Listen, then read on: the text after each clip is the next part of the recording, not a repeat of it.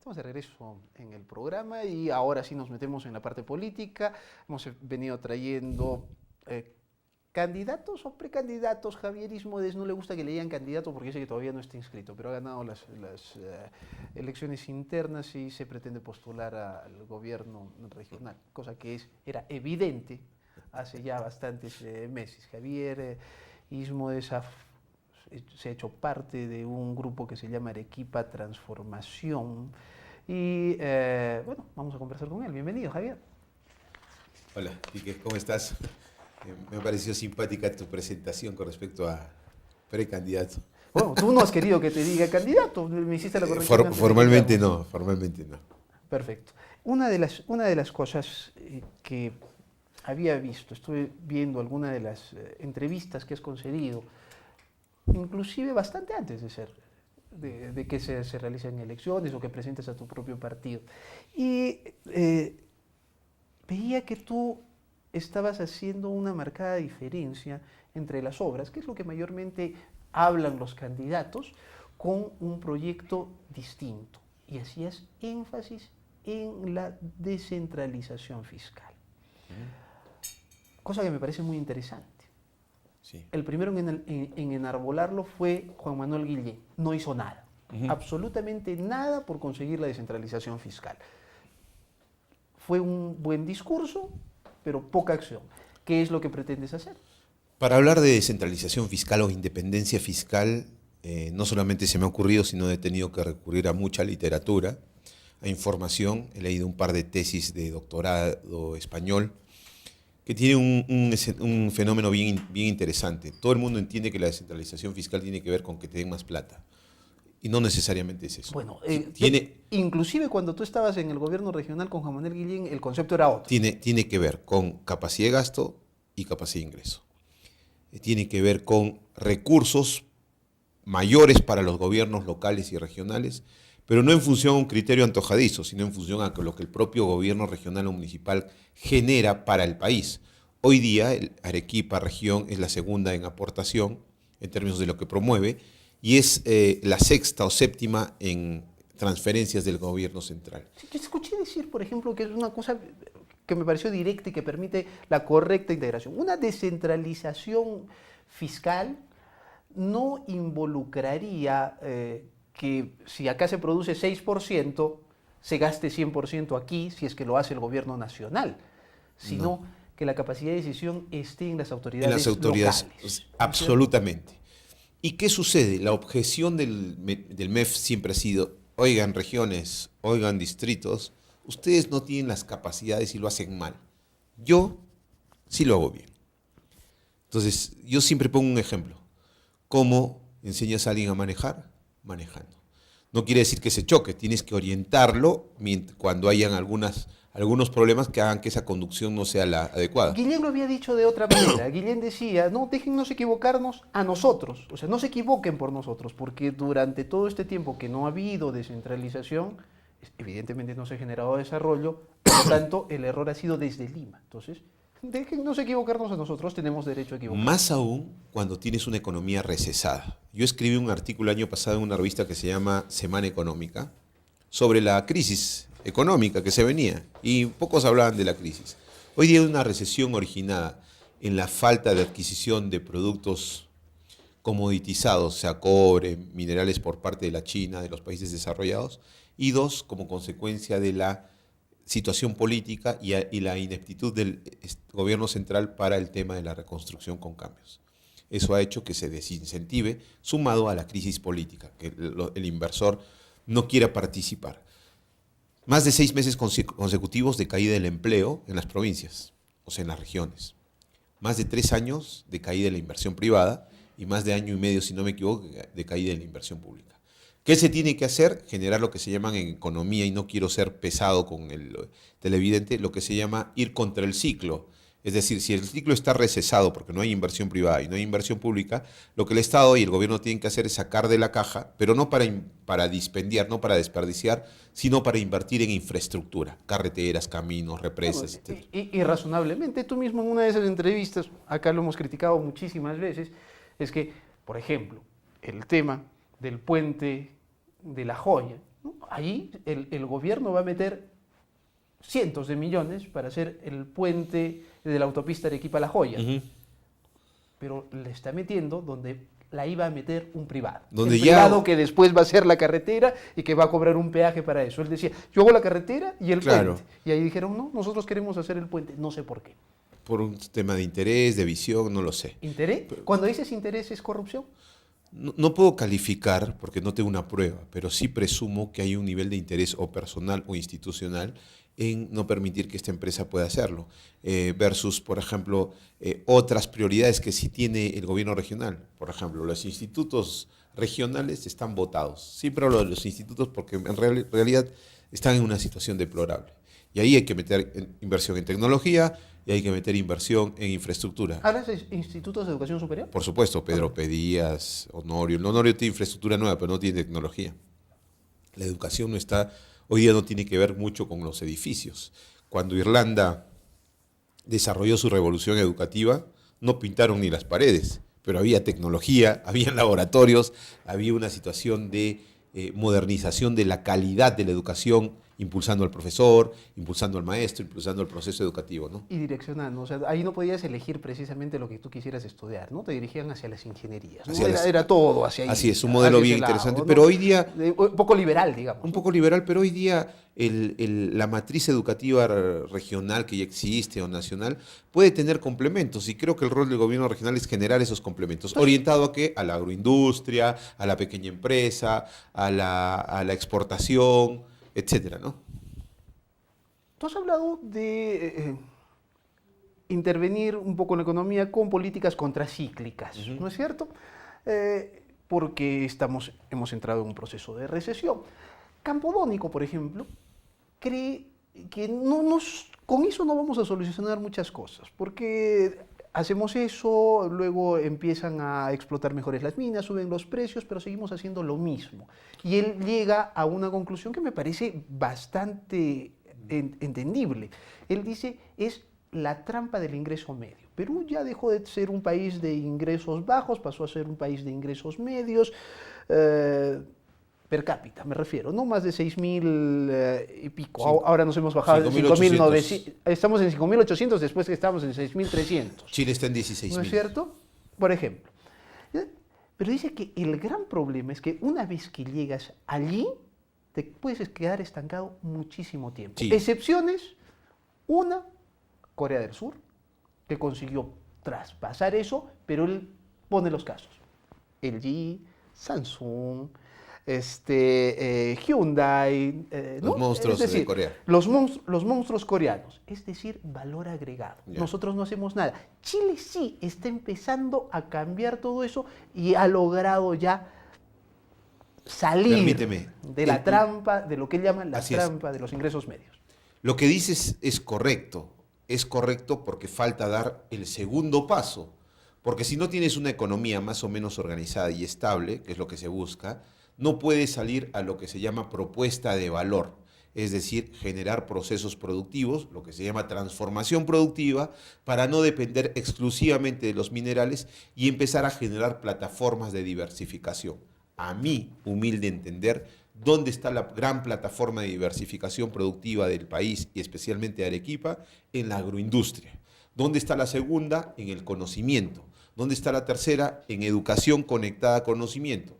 ¿Dónde está la cuarta? En servicios logísticos. Entonces, lo que yo estoy manifestando con respecto a la inversión en infraestructura es para paliar esta situación de crisis, de caída del empleo y falta de movilidad económica. Pero nuestro gran reto en nuestra propuesta de política regional de desarrollo está en generar parque industrial de La Joya, parque industrial del Pedregal, parque industrial de Islay, destinados a generar una plataforma de pequeña y mediana empresa competitiva, donde el Estado regional oriente al pequeño empresario y mediano empresario regional para poder involucrarse en lo que tú dices, una propuesta de valor agregado. Permíteme, ¿y qué necesitas para eso?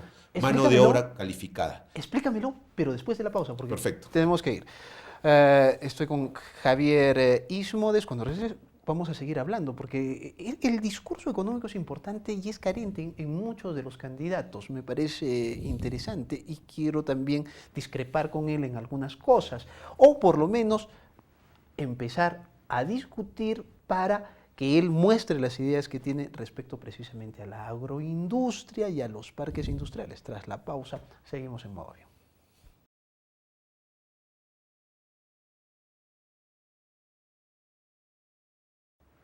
Estamos de regreso en el programa, estoy con Javier Istmo, es candidato al gobierno regional. Estamos hablando de economía, es uno de sus fuerzas, definitivamente. Él, antes de ser candidato, ha sido un consultor sobre temas económicos, a pesar de ser abogado. Sí. Bueno, además te has metido en empresas y es que conoces de éxitos, de fracasos, de pérdidas y de demandas también. Sí. Bueno, hay una cuestión que a mí me parece interesante. Concuerdo contigo que hay que dar grandes pasos y hay que dar el gran paso de la agroindustria. Pero el asunto de la agroindustria es que empieza a aparecer un gran cuentazo, sobre todo en términos de empleo, cuando uno se empieza a enterar, por ejemplo, que las grandes empresas agroindustriales pagan jornadas de 30 soles a sus trabajadores, mientras en el Valle de Tambo, pagan 80. Pagan 60, 70, 80. 80. Entonces, cuando tú empiezas a mirar eso, tú dices, ¿eso es empleo de calidad? ¿Eso es lo que queremos? Invertimos grandes cantidades de dinero para hacer represas, para traer agua desde el otro lado de los Andes, para que un grupo de gente haga un buen negocio y pague 30 soles de jornada, 50 soles menos que lo que paga en el Valle de Tambo. Eso suena locura, por lo menos a mí. Yo creo lo que se ha generado en Ica y lo que se ha generado en Chavimochic son una suerte de oligopolios. Es decir, grandes compañías que controlan el empleo. La propuesta nuestra no es tener solo gran empresa. El modelo de Bajes Iguas va a estar ahí. Yo creo, un criterio distinto, humildemente, que es empezar a trabajar nuevos proyectos agroindustriales. Por ejemplo, todo el mundo discute la problemática de Islay. En Islay hay más de 100.000 hectáreas disponibles. Escucho decir eso. ¿Dónde están esas 100.000 hectáreas? Todas las pampas de la Clemensí. Bueno, o sea, hay que irrigarlas. No, disponibles. ¿Qué significa disponible? Lo importante es que están disponibles. Lo segundo es irrigarlas. Más o menos entre 30 y 50.000 dólares por hectárea. Pero la última gran irrigación pues nos está tardando 47 años. Empezó en 1971. Sí, pues porque el gran problema es que todo el mundo quiere ser el inventor de la pólvora. Y creo que deja más Bajes Iguas como está, hay que empujarlo, pero creemos pues el proyecto de irrigación de por lo menos 20.000 hectáreas en Islay. Claro, pero es que sabes que tú y yo hemos crecido, porque más o menos tenemos la misma edad. Hemos crecido escuchando lo de Bajes Iguas, hemos crecido escuchando de los pampas de la Clemensí, el proyecto Río Arma. Pamperhuevo. ¿No? Entonces. Carabelí. Entonces siempre es lo mismo, pero nunca se concreta. O dime, ¿desde hace cuántos años escuchas igual la interconexión del Valle del Colca, por ejemplo? Ya, te voy a contar. Anteayer estaba con la gente de Yuramayo, saliendo de Arequipa. 40 años esperando una represita. El proyecto cuesta 20 millones de dólares. No es tan caro. 40 años. La gente empezó a nuestra edad y hoy día es gente que tiene 75, 80 años. Nunca vio una plantita crecer. Y todos los domingos en jornadas, y todos los domingos en asamblea, y todos los domingos buscando el financiamiento, y dirigencias que no hicieron mucho. Pero ¿qué sucede? Si nosotros convencemos al poblador del Valle de Tambo, al campesino, porque hay campesino, y al agricultor, de empezar a trabajar un proyecto inmediato de ampliación de la frontera agrícola, que involucren compromisos radicales, preparación en agroindustria, preparación en comercio, entender el valor del agua. Ya lo entienden porque tienen escasez. Y entender el valor del mercado. Creo que si ayudamos a la gente a cambiar junto con el apoyo de los institutos superiores, porque hay dos, creo que podemos hacer un gran proyecto en poco tiempo. ¿Por qué? Porque si nosotros no tenemos con qué financiar la represa de Paltiture o las represas adicionales de la provincia de Islay, podremos recurrir a una colaboración con un privado.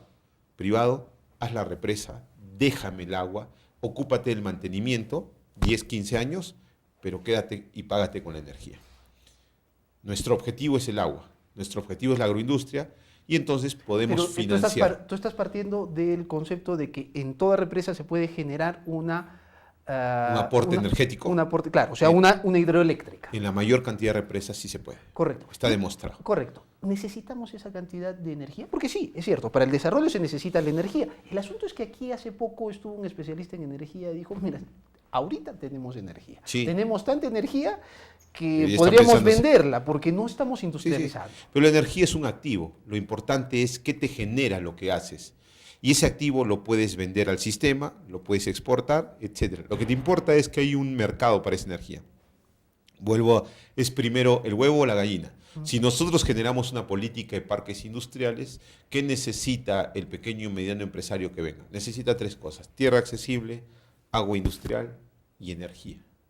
Hoy día, fíjate en el parque industrial que está al frente de este canal y te darás cuenta que la gran cantidad de lugares donde había industria, ahora hay solamente servicio. Por lo tanto, el consumo es de este tamaño.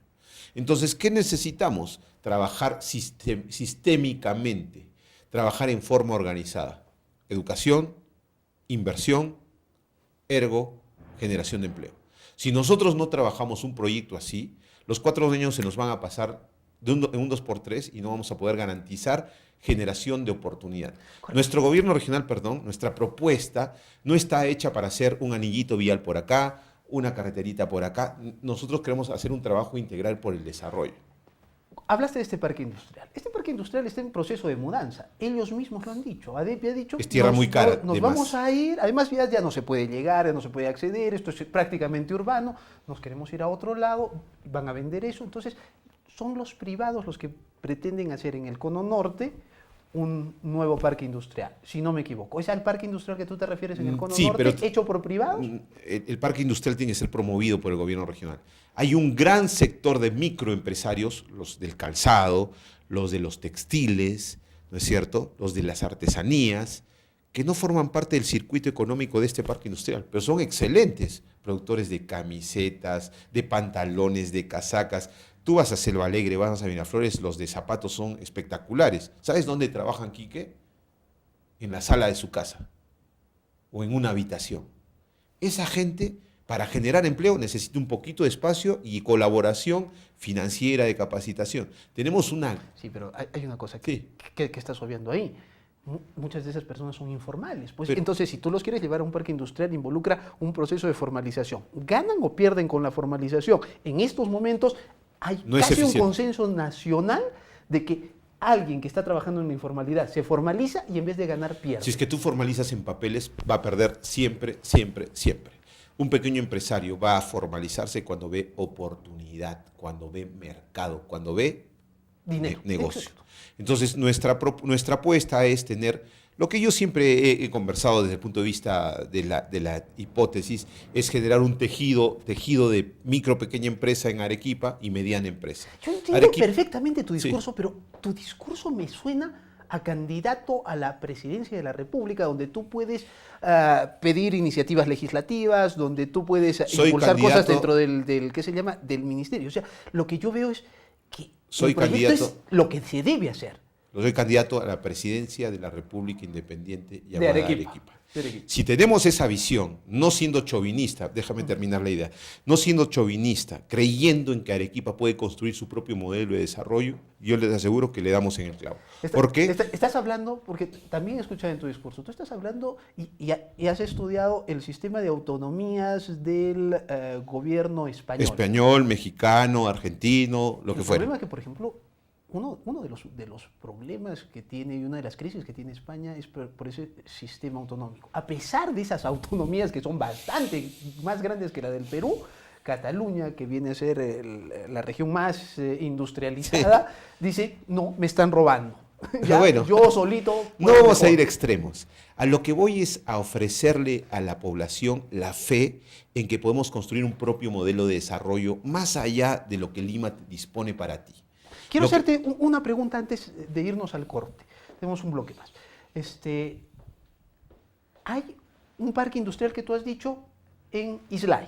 ¿Estás hablando de Ceticos No, estoy hablando de Matarani.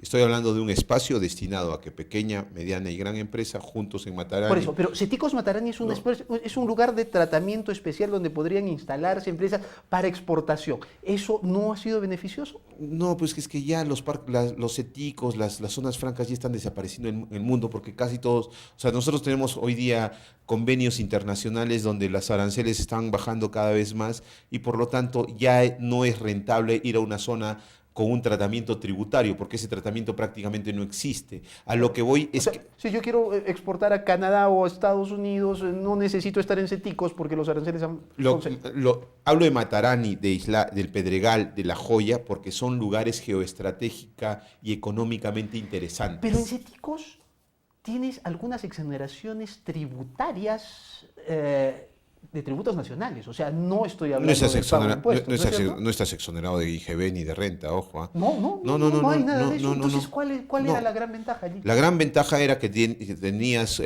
aranceles distintos. Claro, no, aranceles bajos, ¿no? Entonces, pero tenías que pagar impuesto a la renta, tenías que pagar idénticamente. Así es. Entonces, ¿y por qué entonces tenemos todo un aparato de gente, directores, secretarias, cosas, es privado. En temas de Ceticos? Pero eso depende del Pero fíjate cuántas industrias han quedado. Nada. Entonces, ¿qué tenemos que hacer? Reformular la idea. Si es que es en Ceticos, con Ceticos, genial. Si es que es en tierra del espacio del gobierno regional, mejor. Entonces, ¿qué queremos hacer? Traernos a todos los pequeños empresarios de Arequipa que quieren ser competitivos, que quieren, sin obligación, y que quieren un espacio para tener un buen taller, que quieren un joven experto en mecánica de producción, bien capacitado, que se les enseña a partir de los centros de entrenamiento para poder tener mercado, espectacular. Pero ¿quiénes van a proveer a ese? ¿Quién va a proveer los centros de capacitación? Tejido. Los institutos. Con privados. ¿Estás hablando de privados? Y privados, el pequeño empresario es un privado, el mediano también y el grande también. La proveeduría de mano de obra calificada para nosotros está en los institutos superiores técnicos públicos. O sea, que tú pretendes potenciar. Yo quisiera ponerlos como un reloj. Tenemos que ir a una pausa. Sí. Regresamos con Javier Ismael.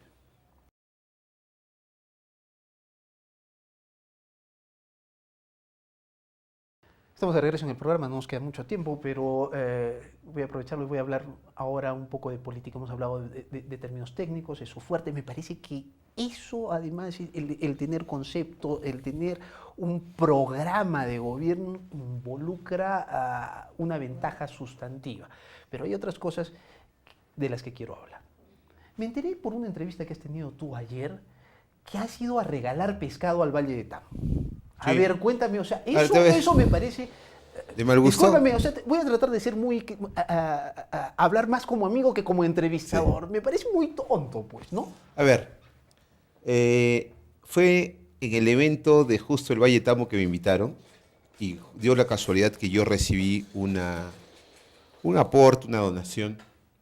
Regalaron 500 kilos de pescado. ¿Pero quién te regala 500 kilos? Tengo un amigo, pequeño productor ahí, Matar. Oye, Javier, tú eres mi amigo, pero tú no me llamas y me dices, ¿sabes qué? Te regalo un par de becas en San Francisco, Javier. No es usual. Pero te estoy contando, pues. Si me estás preguntando, te estoy respondiendo. Claro, pero yo te digo, pues es que... Sí, ya si me crees, ¿qué puedo hacer? ¿No? No, o sea, es una persona que te dijo, mira, te doy 500 para la campaña. No, me dijo, acá tengo 500 kilos de pescado.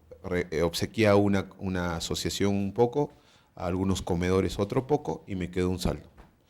Tenía que estar en Islay, le metí hielo, fui a comprarme yo mismo a comprar hielo y dije, bueno, voy a ir al Valle de Tamo, llevar el pescado. Y saludaba a gente y mucha gente me la recibió. Ahora, el hecho es anecdótico. No, yo creo que más importante que el regalo, yo tengo una propuesta. Sí, está bien. Y hemos hablado de la propuesta, sí, claro, 2 bloques. Claro. Pero mira una cosa. Pero el hecho de un regalo de pescado o sortear una canasta por el Día de la Madre... Ya. Pero es que te lo voy a decir. No veo inconveniente. Yo te voy a decir cuál es el inconveniente. Sí. Que uno es dueño de sus silencios y preso de sus palabras. Y el 26 de enero, en una entrevista que das a una televisora aquí, criticas a los políticos que entregan dádivas. Y dices, no sé, el periodista te recuerda y te dice, tú eres un foquito, ¿qué vas a regalar focos? Y tú dices, está prohibido. Las dádivas no se pueden hacer, los políticos no deben hacer. Entonces, ¿cómo regalas? No, pues, o sea, no es que sea incoherente. ¿Ah? Si yo exclusivamente entregara pescado para que voten por mí, yo creo que eso es lo vedado. Claro, o sea, Pero no yo has soy un cometido una ilegalidad porque no estás así inscrito, es, no eres y candidato. yo soy un candidato, o voy a ser un candidato que tiene una propuesta seria, responsable, eficaz y de impacto para Arequipa. Por eso te digo que me extrañó y califiqué, me pareció una tontería que lo hagas. O sea, No sé si tontería, o sea, no tenía mucho vi sentido. una posibilidad de entregar el pescado a la población, nadie lo tomó a mal, salvo alguien, salvo un medio de comunicación, bueno, pues bienvenido. Últimamente las críticas han venido duras para mí y está Eso bien. no es una crítica dura. No, Pues es esto una debes tomarlo crítica. como un consejo, Claro, ¿no es cierto? por supuesto. Porque no es una ilegalidad y estás en campaña. Y además no lo toma mal, Quique. Hay una tú cosa, sabes. hay una cosa que quería tocarte también. Dime. Has hablado de la importancia del liderazgo. Sí. Del liderazgo. Concuerdo contigo en el tema del liderazgo, es una cuestión delicada aquí. No ha habido liderazgo. Yo sostengo que durante la actual administración regional, lo que menos ha habido es liderazgo, que no se ha podido hacer. ¿Cómo pretendes retomar un liderazgo? El liderazgo, desde mi concepto, está entendido por la motivación hacia las personas para realizar algo en conjunto. Tiene que ver con la inspiración con las personas para hacer algo en conjunto y además tiene que ver con motivar a partir de que no esperar que las cosas sucedan, sino hacer que las cosas sucedan. Para mí eso es liderazgo. Yo tengo un modelo de liderazgo en el que he sido formado bajo 4 elementos, ¿no es cierto? Autoconocimiento, amor por los demás, heroísmo e innovación. Para mí eso es liderazgo basado en tus propias capacidades e incapacidades. ¿Ese es tu concepto? Ese es mi concepto de liderazgo. La mitad jesuita y la mitad empresarial. No, la mitad, casi todo jesuita. ¿No? Entonces, bueno, he identificado dos conceptos sí, universales de los jesuitas. Sí. Entonces, ese modelo yo lo aplico mucho. Y creo que a Arequipa hay que entusiasmarla a todos los que vivimos acá de que podemos construir un destino interesante, sólido hacia el futuro, con una visión de desarrollo productivo, de oportunidades para la gente, de buena educación y de infraestructura de calidad que nos permita conectividad y hacer que nuestras provincias empiecen a fluir.